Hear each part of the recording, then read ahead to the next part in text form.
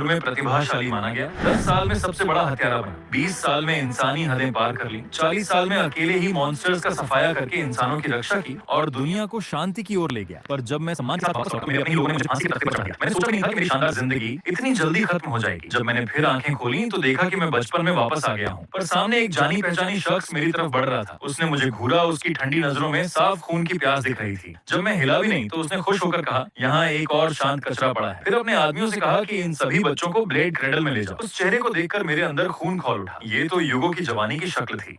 क्या मैं सचमुच बचपन में लौट आया हूँ? शायद ऊपर वाले को मेरे साथ हुए अन्याय पर तरस आ गया और उन्होंने मुझे दूसरा मौका दिया। इस बार मैं इस दुनिया से बास्करविल खानदान का नामो निशान मिटा दूंगा। पर अभी मैं एक बच्चा हूँ, कुछ कर नहीं सकता। हाँ, ब्लेड क्रेडल मेरी ताकत बढ़ाने का अच्छा मौका है। अभी मुझे अपनी काबिलियत बढ़ानी होगी। हर बास्करविल बच्चे को ये आजमाइश देनी पड़ती है। नवजात शिशुओं को नाइटमेयर फॉरेस्ट के ब्लेड क्रेडल में छोड़ दिया जाता है। उन्हें तलवारों से भरे रास्ते पर रेंगकर दूसरी तरफ स्टाइक्स रिवर के पानी में नहाना पड़ता है। कहते हैं ये पानी बच्चे के शरीर को फौलाद जैसा मजबूत बना देता है। पर इसका फायदा सिर्फ कुछ बच्चे ही उठा पाते हैं। पिछली जिंदगी में एक गैर कानूनी बच्चा होने के कारण मुझे धक्के मारकर पीछे कर दिया गया था और मैं ये ताकत हासिल नहीं कर पाया था। पर इस बार दोबारा जन्म लेकर आया हूँ। मैं सबसे पहले पहुंचूंगा और अकेला ही पूरी ताकत सोख लूंगा।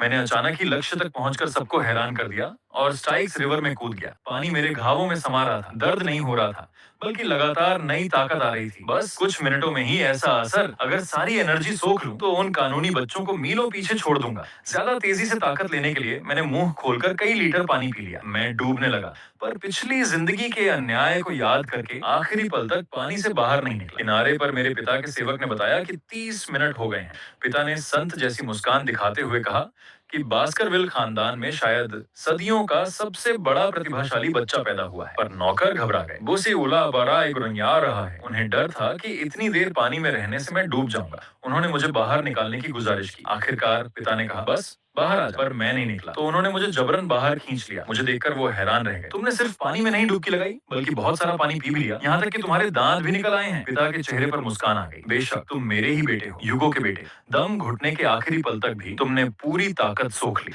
शायद तुम हमारे खानदान को नई बुलंदियों पर ले जाओगे। हाँ, मेरा लक्ष्य भी खानदान के लिए ही है, पर वो है इसे हमेशा के लिए खत्म करना। जब मैं फिर जागा तो नर्सरी में था। एक नौकरानी एक पैकेट लेकर चुपके से मेरे पास आई। वो बुदबुदा रही थी, मालकिन ने इसे यहाँ क्यों भेजा है? एक गैर कानूनी बच्चे को तोहफा देने वाला कोई नहीं होता। लगता है मेरी परीक्षा में अच्छा प्रदर्शन देखकर किसी को मेरी चिंता सताने लगी है। वो मुझे जल्द से जल्द मार देना चाहते हैं। अचानक पैकेट खुल गया और उसमें से 2 जहरीले सांप निकले। मुझे मारने के लिए इतने दुर्लभ सांप लाए गए हैं। अगर पिछली जिंदगी का बच्चा होता तो शायद मर जाता, पर दोबारा जन्मा हूँ। मैं इन छोटी मोटी चीजों के आगे कैसे हार सकता हूँ? चलो स्टाइक्स रिवर से मिली नई ताकत आजमाते हैं। मैंने जल्दी से हमला किया और सांपों की गर्दन मजबूती से पकड़ ली। फिर स्टाइक्स रिवर से निकले अपने फौलादी दांत दिखाए। उस पल बास्करविल खानदान को तबाह करने का मेरा इरादा और पक्का हो गया। अगली सुबह सभी नौकर नर्सरी का दृश्य देखकर सन्न रह गए। नींद में सोते हुए मेरे आसपास सांपों के टुकड़े बिखरे पड़े थे। साफ था कि कल की लड़ाई एक तरफा थी। उस दिन के बाद रात की पारी के सभी नौकरों को मौत की सजा दे दी गई। पर सांप कहां से आए इसका पता नहीं चल पाया। सिर्फ मैं ही हूं जो इस साजिश के पीछे की सच्चाई जानता हूं। 8 साल बीत गए। अब मैं पढ़ाई के दौर में हूं। पिछली जिंदगी के प्रतिभाशाली दिमाग की बदौलत ये पाठ्यक्रम मेरे लिए बहुत आसान है। पर जब मैंने सुना कि इस समय यानी 32 साल पहले मेरे पिता पहले से ही स्वॉर्ड मास्टर हैं, तो थोड़ा दबाव महसूस हुआ। पर 2 जन्मों की याददाश्त होने के कारण कमिंग ऑफ एज सेरेमनी से पहले ही मैं अपनी पिछली क्षमता हासिल कर लूंगा। हालांकि मैं शांत रहता हूँ, पर मेरे बारे में कहानियां इतनी फैल गई हैं कि बहुत से लोग यकीन नहीं करते। कक्षा के बाद 3 लड़कों ने मुझे एक कोने में धकेल दिया। ये तीनों आगे चलकर बास्करविल ट्राइडेंट के नाम से मशहूर होंगे। ये वही हैं जिन्होंने मुझ पर मॉन्स्टर्स से मिली भगत का झूठा आरोप लगाया था। अगर इन्हें 10 साल और बढ़ने दिया जाए तो ये बहुत बड़ी परेशानी बनेंगे, इसलिए इन्हें अभी खत्म कर देना चाहिए। अचानक सबसे बड़े ने चाकू निकालकर मेरी तरफ तान दिया। सुना है तुम स्टाइक्स रिवर में 30 मिनट तक रहे। हम तीनों भाई इस पर यकीन नहीं करते। हम खुद परखना चाहते हैं। फिर दूसरे ने मेरे मुंह को पीछे से दबा लिया। अगर तुम हमारे पकड़ में रहकर 10 मिनट तक सांस रोक सको तो हम तुम्हें जाने देंगे। कहते हैं बच्चों के तरीके ज्यादा क्रूर होते हैं। सच है। चलो तुम्हारे साथ खेलते हैं। 1 मिनट गुजरा, 5 मिनट, 12 मिनट। आखिरकार उन्हें एहसास हुआ कि उन्होंने गलत शख्स को चुनौती दे दी है। उन्होंने मुझे छोड़ने के बारे में बात करना शुरू कर दिया। पर भगवान को बुलाना आसान है, विदा करना मुश्किल। मैं तुम्हें इतनी आसानी से जाने कैसे दे सकता हूँ? मैंने जल्दी से दूसरे लड़के की 10 उंगलियां काट ली। फिर डरावनी नजरों से उन्हें देखते हुए कहा, क्या मेरी काबिलियत देखनी चाहते थे ना? बड़े भाई ने अपने छोटे भाई की उंगलियां कटी देखी तो उसने चाकू उठाकर मेरे गाल पर वार किया, पर मैंने बिल्कुल भी नहीं हटा। चलो उन्हें स्टाइक्स रिवर से मिले मेरे फौलादी शरीर का मजा चखाता हूँ। मेरी आंखों में लाल रंग चमक उठा। चलो अच्छी तरह खेलते हैं। मैंने जोरदार मुक्का बड़े भाई के चेहरे पर मारा। तीसरा भाई देखकर भी कुछ नहीं कर पाया। मैंने उसे जोरदार लात मारकर गिरा दिया। तीनों लड़के लड़ने लायक नहीं बचे। मैंने जमीन पर पड़ा चाकू उठाकर उनके सामने फेंक दिया। मैं तुम्हें एक बार सुधरने का मौका देता हूँ, पर सिर्फ एक ही व्यक्ति यहाँ से जीवित जा सकता है। कौन जाएगा ये तुम्हें खुद तय करना है। तीनों एक दूसरे को देखने लगे। फिर शुरू हुई एक भयानक आपसी लड़ाई। उस दिन के बाद बास्करविल ट्राइडेंट नाम की कोई चीज नहीं रही। उसी समय बास्करविल हवेली के स्टडी रूम में हेड बटलर खानदान के मुखिया को हालिया घटनाओं के बारे में रिपोर्ट दे रहा था। उसने हर प्रतियोगिता में मेरे आसानी से पहला स्थान पाने की भी रिपोर्ट दी। पर जब 3 दिन बाद की फील्ड टेस्ट की बात आई तो उसने तीनों जुड़वा भाइयों के साथ मेरी लड़ाई का जिक्र किया। शारीरिक चोटें तो भर गई हैं, पर दिमागी रूप से उन पर स्थायी निशान पड़ गए हैं। अब से वो एक दूसरे से बिल्कुल अलग रहते हैं। मुखिया ने मेरे कम उम्र में तीनों को हरा देने पर हैरानी जताई। जल्द ही मुझे स्टडी रूम में बुलाया गया। मुखिया ने झूठ बोलने की जरूरत नहीं समझी। सीधे पूछा, क्या तुम्हारे तीनों भाइयों के अपंग होने में तुम्हारा कोई हाथ है? मुखिया के सीधे सवाल का जवाब भी मैंने सीधा ही दिया, हाँ है, पर मैंने सुना है कि उनका इलाज हो गया है और वो ठीक हो गए हैं। वो अलग अलग तो कमजोर हैं, पर वो 3 जुड़वा भाई हैं। उन्होंने 3 in 1 की ट्रेनिंग ली है, इसलिए अपने स्तर के लड़ाकों में बहुत मजबूत हैं। वो मेरे प्रमुख उम्मीदवार हैं। क्या तुम्हें नहीं लगता कि तुम्हारा ये काम गलत था? पर स्थिति इतनी खराब हो चुकी है। पिताजी, क्या आपको नहीं लगता कि भाइयों को चोट पहुंचाने के लिए तुम्हें पश्चाताप करना चाहिए? इस जवाब को सुनकर मेरा चेहरा गुस्से से काला पड़ गया। मैं अकेले ही तीनों को हरा सकता हूँ। इससे साबित होता है कि मैं ज्यादा मजबूत हूँ। जब दुनिया ताकतवर का हुक्म मानती है तो क्या ताकतवर गलत हो सकता है? अगर आप पहले मेरे भाइयों को बुलाते और वो कहते कि मुझे माफ कर दो, तो क्या फिर भी आपको लगता है कि मैं दोषी हूँ? मुझे लगता है माफी सिर्फ कमजोर लोगों का बहाना है जब वो बदला नहीं ले सकते। ताकतवर का शासन कमजोरी ही अपराध है। पिता मेरे जवाब से खुश हो गए। लगता है तुमने बास्करविल के हाउस रूल्स अच्छी तरह समझ लिए हैं। इनाम के तौर पर मैं तुम्हें फूड स्टोर से अपनी मनपसंद मिठाई लेने की इजाजत देता हूँ।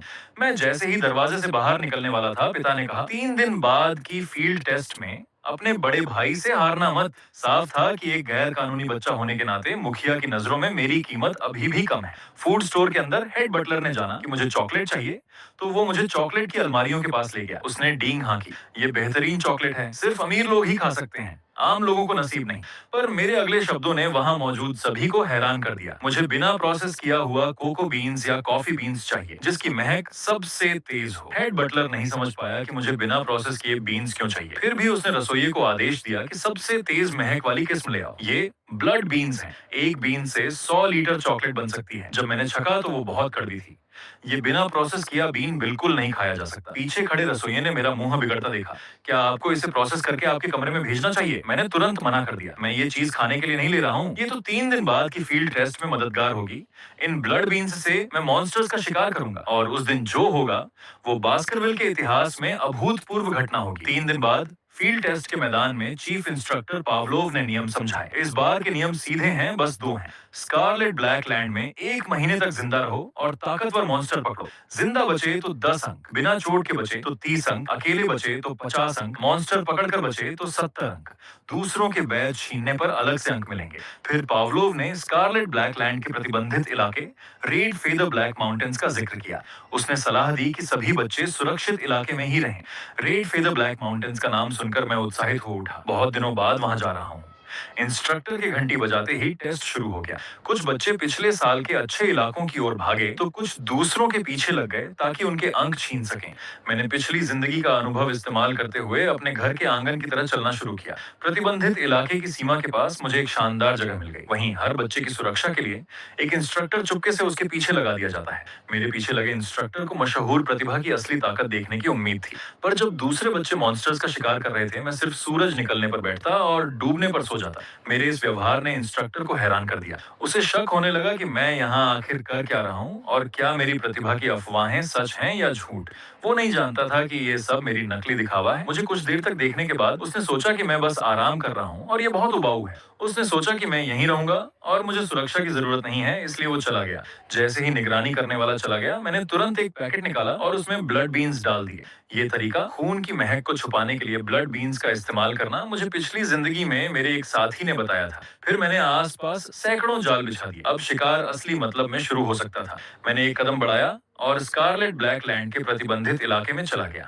आसपास की टहनियों से जली हुई महक आ रही थी। मुझे यकीन हो गया कि मुझे जो चीज चाहिए वो यही है। तभी मेरी नजर जमीन पर पड़ी एक बड़ी सी गोबर जैसी चीज पर गई। इतनी बड़ी गोबर सिर्फ एक ही तरह के जानवर की हो सकती है, खतरे के स्तर B+ वाली हेल हाउंड। यही मेरा लक्ष्य था। 8 साल के बच्चे का सामना हेल फायर फेंकने वाली कुतिया से होना चाहिए था। ये तो एक तरफा मारपीट होनी चाहिए थी, पर मेरे पास 2 जन्मों की याददाश्त थी। कुछ देर पहले इस फील्ड टेस्ट में पहला स्थान पाने के लिए मैं रेड फेदर ब्लैक माउंटेन्स आया था ताकि हेल हाउंड का शिकार कर सकूं। ये एक ऐसा मॉन्स्टर है जिससे इंस्ट्रक्टर भी आसानी से नहीं भिड़ते। इसका सिर काट कर ले जाने से इस टेस्ट में पहला स्थान पक्का हो जाएगा। पिछली जिंदगी में 18 साल की उम्र में भी मैं अकेला इसे नहीं हरा पाया था, पर अब सिर्फ 8 साल का होने के बावजूद मुझे जरा भी डर नहीं है, क्योंकि मुझे हेल हाउंड की 3 जानलेवा कमजोरियां पता है। पहली कमजोरी, वो सिर्फ सीधी रेखा में भाग सकती है, अचानक मुड़ने में उसे दिक्कत होती है। मैं इस बात का फायदा उठाकर उसकी ताकत खत्म कर दूंगा। दूसरी कमजोरी, हेल हाउंड को पानी से डर लगता है। पानी चाहे कम हो या ज्यादा, पानी देखते ही वो उससे दूर भागती है। इससे उसकी रफ्तार कम हो जाएगी और वो सीमित हो जाएगी। तीसरी और सबसे बड़ी कमजोरी, कुत्ते की नस्ल के सभी जानवरों के लिए चॉकलेट जहर की तरह काम करती है। बस उसे मुंह खोलने के लिए मजबूर करो और मैं अपने ब्लड बीन्स उसके मुंह में डाल दूंगा। सभी कुत्ते की नस्ल के जानवर शिकार को दबोचने के लिए पहले मुंह खोलते हैं। मैं उसी पल का फायदा उठाकर ब्लड बीन्स उसके मुंह में डाल दूंगा। फिर बस जहर का असर होने का इंतजार करना है। आखिरकार एक बीन से 100 लीटर चॉकलेट बनती है, तो असर कितना तेज होगा समझ सकते हो। लगता है नर्क से आई ये कुतिया भी चॉकलेट के आगे हार गई। पर हेल हाउंड आखिरकार B+ लेवल का मॉन्स्टर है। इसकी शारीरिक बनावट भी अलग है। इसकी मजबूत पसलियां दिल की हमेशा रक्षा करती हैं, पर इसे खत्म करने का एक ही तरीका है, नीचे से हमला करो और कमर पर वार करो। अचानक मॉन्स्टर के घाव से एक नीली रोशनी निकली। ये वो ऊर्जा है जो मॉन्स्टर को मारने से मिलती है, जिससे इंसान की ताकत तेजी से बढ़ती है और शरीर मजबूत होता है। उस पल मैंने हाथ में छोटी तलवार घुमाई। पहले से हल्का लग रहा था। इस रफ्तार से कमिंग ऑफ एज सेरेमनी से पहले ही पिछली जिंदगी की पूरी ताकत हासिल कर लूंगा। ये बिल्कुल असंभव नहीं है। 8 साल के बच्चे ने B+ लेवल के खतरनाक मॉन्स्टर को मार डाला। ये सुनकर युगो का क्या हाल होगा। इस हेल हाउंड को देखते हुए इस फील्ड टेस्ट में पहला स्थान मेरा ही होगा, और पहले स्थान के इनाम के बारे में मैंने सोच भी लिया है। वो चीज है जिसके बारे में पिछली जिंदगी में मैं सोच भी नहीं सकता था। तभी मैंने पीछे किसी के पैरों के आने की आवाज सुनी। पीछे 4 और हेल हाउंड आ गई थी। शायद इन्होंने अपने साथी की चीख सुन ली थी और बदला लेने आई थी। मैंने तुरंत अपने पास पड़ी पहली कुतिया का सिर काटकर उन्हें दिखाया, ताकि वो समझ जाएं कि मैं वो नहीं हूँ जिससे वो लड़ सकते हैं। मेरे इस काम को देखकर चारों कुतियों के चेहरे पर डर छा गया। वो सिर झुकाकर पीछे हटने लगी। तभी मुझे कुछ अजीब लगा। आखिरकार नर्क के कुत्ते भी जानलेवा शिकारी होते हैं। एक 8 साल के बच्चे को देखकर ऐसे बर्ताव नहीं करते। मैंने तुरंत पीछे मुड़कर देखा तो वहाँ एक नर की बदबू फैलाता 3 सिर वाला कुत्ता खड़ा था। हेल का दरबान कुत्ता सर्बेरस, ए ग्रेड का 3 सिर वाला मॉन्स्टर जो रेड फेदर ब्लैक माउंटेन्स की गहराइयों में रहता है। वो बाहरी इलाके में कैसे आ गया? अचानक मैंने देखा कि उसके शरीर से खून बह रहा है। गौर से देखा तो उस पर हर जगह तीर के निशान और घाव थे। इसे इतना घायल करने वाला तो बस वही लोग हो सकते हैं। उस वक्त मैंने अपने आप को संभाला। अगर मैं इस सर्बेरस का शिकार कर लेता तो मेरी पिछली जिंदगी की ताकत वापस पाने का रास्ता और करीब आ जाता। एक घायल ए ग्रेड मॉन्स्टर के सामने अब मैंने अपनी पूरी ताकत छिपानी बंद कर दी। मेरी तलवार पर तुरंत एनर्जी की एक परत चढ़ गई। स्वॉर्ड मास्टर की कुशलता एक घायल दुश्मन से निपटने के लिए काफी थी, और मैंने सर्बेरस पर हमला बोल दिया।